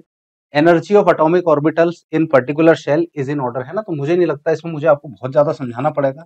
S P D और क्या होता है F, आप चेक कर लो। L का वैल्यू जो होता है वो आएगा 0, 1, 2 और 3। तो SPDF, S का एनर्जी सबसे कम, उससे ज्यादा P, फिर D और फिर F, है ना। इसमें बहुत ज्यादा एक्सप्लेनेशन की आवश्यकता नहीं थी। ठीक है, आगे बढ़ते हैं। Which one represent is in ground state. Ground state में कौन है, एक्साइटेड स्टेट में कौन नहीं है। तो आप देखेंगे यहाँ पे 3 अनपेयर्ड और एक ही है, तो ये एक्साइटेड स्टेट कहलाएगा, है ना। इधर देखें तो यहाँ पे एक अनपेयर्ड और एक ऊपर गया, तो ये भी एक्साइटेड स्टेट कहलाएगा। यहाँ पर ये एक्चुअल में अपने ग्राउंड स्टेट में है। आपका सी ऑप्शन देखें, उसमें कोई भी इलेक्ट्रॉन एक्साइटेड स्टेट में आपको नजर नहीं आ रहा है। बाकी तीनों ऑप्शन में इलेक्ट्रॉन आपको किस में नजर आ रहा है, एक्साइटेड स्टेट में। क्या मेरी बात समझ में आई। तो 85 का जो आंसर आएगा वो सी आंसर आएगा, क्योंकि केवल वही है जो ग्राउंड स्टेट में है। Which of the following would have permanent dipole moment. इसमें से किस अणु का स्थायी द्विध्रुव आघूर्ण होता है, परमानेंट डाइपोल मोमेंट। तो पहला एग्जांपल BF3 दिख रहा है। BF3 एक टाइप का सिमेट्रिकल मॉलिक्यूल है। BF3 एक टाइप का मॉलिक्यूल बिल्कुल सिमेट्रिकल है, और सिमेट्रिकल मॉलिक्यूल होने के कारण इसका म्यू जो होता है वो इक्वल टू 0 आता है। लेकिन आप SF4 को देखें तो SF4 को ध्यान से देखें तो SF4 में कुछ ये ऐसा स्ट्रक्चर मिलेगा आपको, ऐसा स्ट्रक्चर मिलेगा। और यहाँ पे कौन आता है, लोन पेयर। आप ध्यान से देखिए तो यहाँ पर ये वाला फ्लोरीन और ये फ्लोरीन तो एक दूसरे को कैंसिल कर रहे हैं। लेकिन आप देखेंगे जब इसकी बात करता हूं तो ये एक दूसरे को कैंसिल नहीं कर पाएंगे। मतलब मैं कह सकता हूं कि ये एक टाइप का अनसिमेट्रिकल मॉलिक्यूल है। ये एक टाइप का, which type of molecule is this, unsymmetrical molecule है। तो अनसिमेट्रिकल मॉलिक्यूल है तो इसमें परमानेंट डाइपोल मोमेंट पाया जाएगा। बात समझे। इसके अंदर कैसा डाइपोल मोमेंट, परमानेंट। आप इसको देखें SiF4, तो SiF4 मतलब ग्रुप नंबर 14 है। तो F, यहाँ F, यहाँ F और यहाँ पर भी F, it is a type of symmetrical molecule. Side atom same है, कोई लोन पेयर नहीं है। और XCF4 को देखेंगे आप तो वो भी एक टाइप का ही सिमेट्रिकल मॉलिक्यूल है। XCF4 भी एक टाइप का मॉलिक्यूल कैसा है, सिमेट्रिकल है। तो यहाँ पर म्यू इक्वल टू 0, यहाँ पर भी म्यू इक्वल टू 0, क्योंकि SF4 अनसिमेट्रिकल मॉलिक्यूल है तो वहां म्यू इक्वल टू 0 नहीं होगा। मतलब मेरा आंसर SF4 आएगा। 4.25 ग्राम NH3 में परमाणु की संख्या, number of atoms in 4.25 gram of NH3। मैं स्टार्टिंग से कहता हूं कि इस टाइप के जब क्वेश्चन आए तो उसको आपको टेबल में सॉल्व करना है। मतलब यहाँ पे लिख लो आप वेट, भार, यहाँ पे लिख लो आप मोल, है ना। मोल के बाद आप लिख लो यहाँ पे अणु, ठीक है। और अणु के बाद आप यहाँ लिख लो परमाणु। अणु के बाद क्या लिख लो यहाँ पे आप, परमाणु। तो सबसे पहले वेट, मोल, अणु और क्या लिखा, परमाणु। जब मैं वेट की बात करता हूं तो आपको दिख रहा है यहाँ पे 4.25 ग्राम NH3, 4.25 ग्राम क्या लिखा हुआ है, NH3। मोल की बात करूंगा तो मोल निकालना है तो 4.25 को डिवाइड करूंगा मैं 17 से, कर दिया। 4.25 को डिवाइड करूंगा 17 से। अणु निकालना है तो 4.25 डिवाइडेड बाय 17 इंटू में करूंगा 6.022 इंटू 10 की पावर 23। ये पूरा साथ में ही है, ध्यान रखिएगा, अलग से मत लिखिएगा, वो जगह कम है। नहीं, मैं रिस्क नहीं ले सकता। आई राइट इट सेपरेटली। तो मेरे पास ये आ जाएगा 6.22 इंटू 10 की पावर कितना है, 23। एंड मुझे निकालने हैं परमाणु। तो परमाणु तो इसकी परमाणुविकता 4 आएगी ना, NH3 है ना।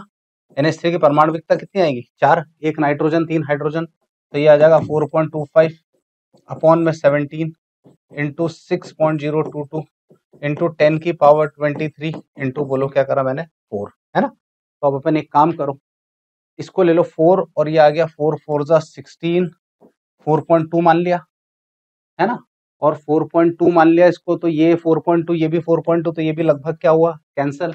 तो आपका आंसर आ रहा है 6 इंटू 10 की पावर कितना आ रहा है 23, दैट इज बोलो कौन सा आंसर, डी आंसर। क्लियर है, 6 इंटू 10 की पावर 23, दैट इज कौन सा आंसर, डी आंसर। क्लियर, तो 87 का भी अपना आंसर बिल्कुल क्लियर आ गया है।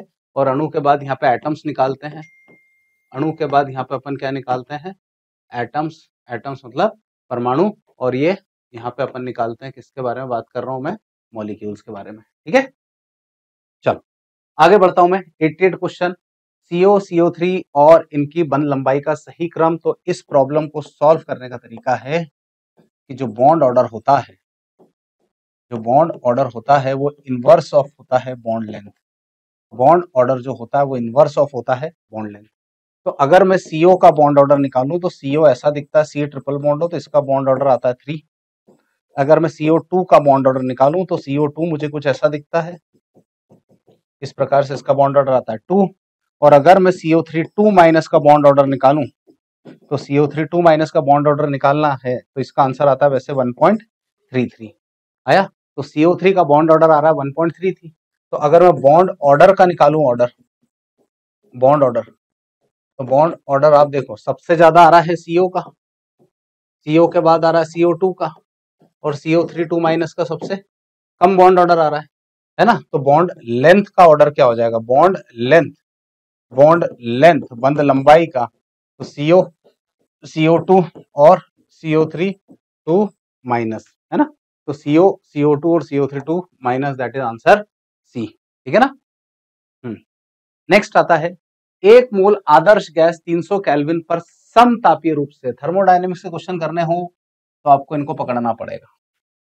समतापीय रूप से इसके प्रारंभिक आयतन 1 लीटर से 10 लीटर तक प्रसारित की जाती है। तो प्रक्रम के लिए डेल्टा ई का मान, 1 mole of ideal gas at 300 kelvin is expanded isothermally. तो बोला डेल ई, भैया आइसोथर्मली मतलब टी कांस्टेंट, टी कांस्टेंट मतलब डेल टी बराबर 0। और किसी आइडियल गैस की internal energy is only dependent on temperature, किसी गैस की, आइडियल गैस की internal energy is only dependent on temperature. तो डेल्टा टी 0, तो डेल्टा यू बराबर भी क्या आएगा, 0। तो इसका आंसर वेरी सिंपल बी। आपने सॉल्व करने में समय तो नहीं लगा दिया, थर्मोडायनेमिक्स से क्वेश्चन सॉल्व करना हो तो आपको ये पकड़ना पड़ेगा कि वो किस लाइन से क्या कहना चाह रहा है। आइसोथर्मली क्वेश्चन यही सॉल्व हो गया था। क्वेश्चन नंबर 90, एंट्रोपी के संदर्भ में सही कथन पहचानिए। Identify the correct statement regarding the entropy. At absolute zero of temperature entropy of perfect crystalline substance is positive, बिल्कुल सरासर गलत। At absolute zero temperature entropy of perfect crystalline substance taken as 0, है ना, ये पॉजिटिव नहीं हो सकता है, ये बिल्कुल करेक्ट स्टेटमेंट है। थर्मोडायनेमिक्स का लॉ है कि absolute zero is minus 273 degree centigrade, that is equal to 0 kelvin. 0 kelvin temperature पर perfectly crystalline solid, perfectly crystalline solid के एंट्रोपी को कितना माना जाता है, 0 माना जाता है। All at absolute zero temperature of entropy, entropy of perfect crystalline substance is taken as क्या लिखा है, 0। क्या मेरी बात समझ में आई। तो यहां पे अपने पास में थर्मोडायनेमिक्स का क्वेश्चन था एंड 90 तक के क्वेश्चन हम सॉल्व कर लिए हैं। ठीक है, आगे बढ़ते हैं अगले क्वेश्चन की तरफ, बढ़ते हैं 91 क्वेश्चन की तरफ। क्लोरीन की इलेक्ट्रॉन बंधुता क्लोरीन से कम होती है, बिल्कुल सही है। अपन ने देखा भी है कि जो सेकंड पीरियड के एलिमेंट होते हैं उनके डेल एच का मान, उनके डेल एच का value, del H electron gain enthalpy का वैल्यू कम आता है, क्योंकि जो सेकंड पीरियड के एलिमेंट्स होते हैं ना उनका साइज बहुत ज्यादा क्या रहता है, छोटा रहता है। तो मैं आपको पूरा ही कंपेयर करके बता देता हूँ, 14, 15, 16 और 17, है ना। तो यहाँ पे आप देखें तो ये आ जाएगा कार्बन सिलिकॉन, ये आ जाएगा नाइट्रोजन फॉस्फोरस, ये आ जाएगा ऑक्सीजन सल्फर, ये आ जाएगा फ्लोरीन और क्लोरीन। तो याद रहे कि कार्बन से कम होता है सिलिकॉन ज्यादा होता है, नाइट्रोजन से ज्यादा फॉस्फोरस, ऑक्सीजन से ज्यादा सल्फर, फ्लोरीन से ज्यादा क्लोरीन। बात समझ रहे हैं आप मेरी। तो सेकंड पीरियड के एलिमेंट के डेल एच का वैल्यू हमेशा क्या आता है, कम आता है। तो fluorine has low electron affinity than chlorine because of smaller size of fluorine and high electron density. Fluorine का साइज बहुत ज्यादा छोटा होता है, इलेक्ट्रॉन का डेंसिटी कैसा होता है, ज्यादा होता है। तो ये मान लीजिए कि आपका फ्लोरीन है, ये 2 इलेक्ट्रॉन आ रहे हैं। एंड यहाँ पे आप इलेक्ट्रॉन मान लीजिए आपके पास 1 2 3 4 5 6 और एक 7। तो जो इनकमिंग इलेक्ट्रॉन होगा उसके ऊपर इलेक्ट्रॉनिक क्या लगने लगता है, रिपल्शन, और इलेक्ट्रॉनिक रिपल्शन लगता है वो ज्यादा अमाउंट में लगता है, जिस वजह से इलेक्ट्रॉन का जो एफिनिटी होता है वो कम हो जाता है। किसका कम हो जाता है, फ्लोरीन का। तो फ्लोरीन का जो वैल्यू है वो हमेशा कम होगा किसके कंपैरिजन में, फ्लोरीन के। ठीक है, 92 क्वेश्चन की बात करूं, विच of the following is not paramagnetic, कौन अनुचुंबकीय नहीं है। तो मेरे लाल, जब मैं आपसे बात करता हूं पैरामैग्नेटिक के बारे में, है ना, जब मैं आपसे बात करता हूं किसके बारे में, पैरामैग्नेटिक अनुचुंबकीय बारे में, तो ये होते हैं अनपेयर्ड इलेक्ट्रॉन्स के कारण। अनपेयर्ड इलेक्ट्रॉन्स के क्या लिखा, कारण। ये किसके कारण है, अनपेयर्ड इलेक्ट्रॉन्स। और वैसे ही आपके पास आता है, बोलो कौन अगला, डायमैग्नेटिक। तो डायमैग्नेटिक की बात करता हूं, तो डायमैग्नेटिक जो होते हैं वो पेयर्ड इलेक्ट्रॉन्स के कारण होते हैं। किसके कारण होते हैं, बोलो, पेयर्ड इलेक्ट्रॉन्स। तो आपको चेक करना है कि इनमें सब में पेयर्ड इलेक्ट्रॉन किस में आ रहा है, पेयर्ड इलेक्ट्रॉन किस में आ रहा है।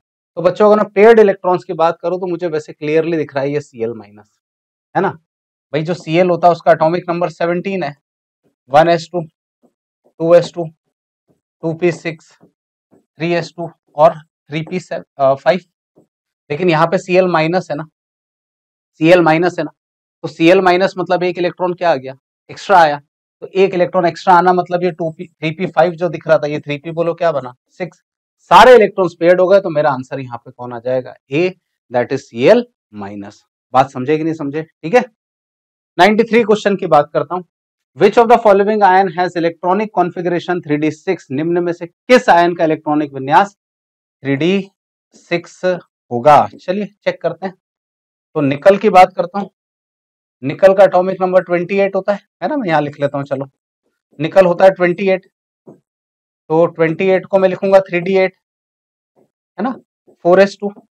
पर आप ध्यान से देखें तो निकल आ रहा है 3+, निकल आ रहा है 3+। आपको जो निकल दिया है वो 3+ दिया है, तो 3+ मतलब 2 यहां से जाएगा, 1 यहां से जाएगा, तो मेरा आंसर जो आएगा वो 3d7 आएगा। मेरा आंसर 3d7 आएगा। निकल के बाद मैंगनीज लिखा, मैंगनीज लिखना मतलब 25, तो 25 मतलब आएगा 3d5 और 4s2। अब यहाँ पे आ रहा है Mn पे +3, Mn पे आ रहा है +3 मतलब 2 यहां से 1 यहां से गया, तो 3d4 बन गया। अरे बोल आया। फिर आया Fe, है ना, Fe3+, अब मैं डायरेक्ट कर रहा हूं, इसमें नहीं आएगा। और कोबाल्ट की बात करो तो कोबाल्ट इज 27, 3d7 और 4s2 होता है, but CO is +3 that is equal to 3d6, equal to 3d6। तो मेरा आंसर जो आएगा वो कोबाल्ट आएगा। ठीक है, नेक्स्ट बात करता हूं मैं अगले क्वेश्चन की तरफ, है ना। क्या बात कर रहे हैं ये लोग, कि संगठन के 2 भिन्न रंग के संकुल के अस्तित्व का कारण है ना, existent of 2 different coloured compounds with the composition of. ये जो मॉलिक्यूल दिख रहा है ये 2 अलग अलग टाइप के कलर शो कर रहा है। तो लिंकेज आइसोमेरिज्म पहली बार शो नहीं कर सकता, कोऑर्डिनेशन ये शो नहीं कर सकता, आयोनाइजेशन हो ही नहीं सकता क्योंकि ब्रैकेट के बाहर कुछ है ही नहीं। तो एकमात्र मेरे पास ऑप्शन बचता है, दैट इज बोलो कौन, ज्योमेट्रिकल आइसोमेरिज्म। भाई लिंकेज के लिए मैंने आपको बताया था कि एम्बिडेंट लिगेंड होना चाहिए, उभयदंतुर एम्बिडेंट लिगेंड होना चाहिए, तो वो शो करेगा। कैसा लिगेंड होना चाहिए, एम्बिडेंट। कोऑर्डिनेशन आइसोमेरिज्म के लिए, उपसहसंयोजी समावयता के लिए संकुल जो है वो धनावेशित ऋणावेशित दोनों होना चाहिए। तो ज्योमेट्रिकल आइसोमेरिज्म क्योंकि इसके अंदर एक कंपाउंड बनेगा सिस और एक क्या बनेगा ट्रांस, 2 डिफरेंट कॉन्फ़िगरेशन है जिसकी वजह से डिफरेंट कलर शो करेगा। ठीक, तो 94 का आंसर मेरा कौन आता है यहाँ पे, बी। 95 क्वेश्चन इक्विलिब्रियम से Kp का वैल्यू निकालना है if 2 moles of H2 are taken initially, equilibrium पर HI के 2 है मोल्स हैं। चलो ठीक है, क्वेश्चन सॉल्व करके बताता हूं मैं आपको। इस टाइप से सबसे पहले इक्वेशन बना लो, H2 गैस I2 गैस, दोनों से मिलकर क्या मिल रहा है 2HI, क्योंकि दोनों साइड बराबर हैं, मोल्स गैस के मोल्स बराबर हैं, डेल Ng इक्वल टू कितना है 0 है। दोनों साइड गैस के मोल्स बराबर है ना, यहाँ पे भी 2 मोल्स है, इधर भी 2 हैं। इसके initial mole A B 0, equilibrium पर 2x, ये बोलो क्या बना A - x और बोलो क्या बना बी माइनस एक्स। के पी बराबर एक्सप्रेशन अगर मैं लिखूंगा तो के पी बराबर एच आई का स्क्वायर मतलब 4x स्क्वायर अपॉन बोलो a माइनस एक्स और क्या बना b माइनस एक्स। ये बनेगा एक्सप्रेशन बच्चों, ठीक है। इनिशियल मोल्स इसके दे रखे हैं 2, इनिशियल मोल दे रखे 2, इक्विलिब्रियम पर इसके बने 2, इक्विलिब्रियम पर एच आई के मोल, इक्विलिब्रियम पे एच आई 2, तो x का वैल्यू 1 आ जाएगा। अब x का वैल्यू पता चल गया, a और b का वैल्यू पता चल गया, काम खत्म। तो Kp बराबर बोलो क्या बन जाएगा 4 इंटू 1 इंटू 1, यहाँ पे बोलो 2 माइनस 1 और बोलो 2 माइनस 1, तो ये Kp बराबर आंसर बोलो कितना आ गया आपके पास 4। तो Kp बराबर क्या बन जाएगा 4। क्लियर आया समझ में? 95। 96 question, again very easy question.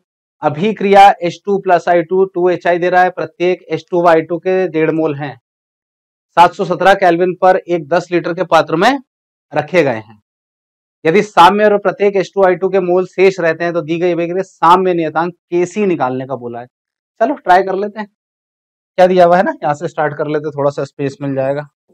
H2 plus I2 same expression बनाना है, 2HI, यहाँ पे A, यहाँ पे B, यहाँ पे 0, यहाँ पर 2x, यहाँ पर बोलो A माइनस एक्स और यहाँ पे बोलो B माइनस एक्स, है ना। 1.5 mole of each hydrogen iodine were placed in vessel maintained at equilibrium पर HI वर लेफ्ट बिहाइंड, मतलब जो बच गए हैं, मतलब A माइनस एक्स का वैल्यू दिया हुआ है, A माइनस एक्स और B माइनस एक्स का वैल्यू दे रखा है इन्होंने, वो दिया हुआ है इक्विलिब्रियम पर। At equilibrium 1.25 moles of each hydrogen and iodine were left behind, मतलब A माइनस एक्स और B माइनस एक्स का वैल्यू। तो इक्विलिब्रियम पर कांस्टेंट बोला है ना, तो पहले यहाँ पे अपन निकाल लो। इनिशियली ये 1.5 है, ये 1.5 है ना। चलो देख लो, अपन यहाँ से एक काम करो, ठीक है। देखो जरा, तो सबसे पहले इनिशियली ए का वैल्यू कितना दे रखा है, यहाँ पे देखो ए का वैल्यू 1.5 है। चलो ये 1.5, ये 1.5, ये तो 0 है।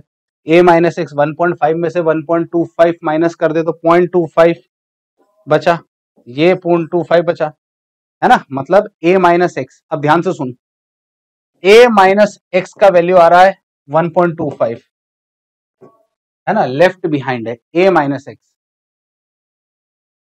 एक minute, sorry, a minus X का वैल्यू 1.25 नहीं है, यहाँ पे बोले हैं कि लेफ्ट बिहाइंड है। रुक जाओ, इसको मैं कर देता हूं, ये जो बचा है पूरे का, है ना, तो a माइनस एक्स का वैल्यू 1.25 है, तो यहाँ पे a का वैल्यू तो दिया हुआ है इन्होंने 1.5, है ना, माइनस एक्स इक्वल टू 1.25, तो x इक्वल टू अगर मैं निकालूंगा तो ये आ जाएगा मेरे पास 0.25 है, x का वैल्यू 0.25 आ गया।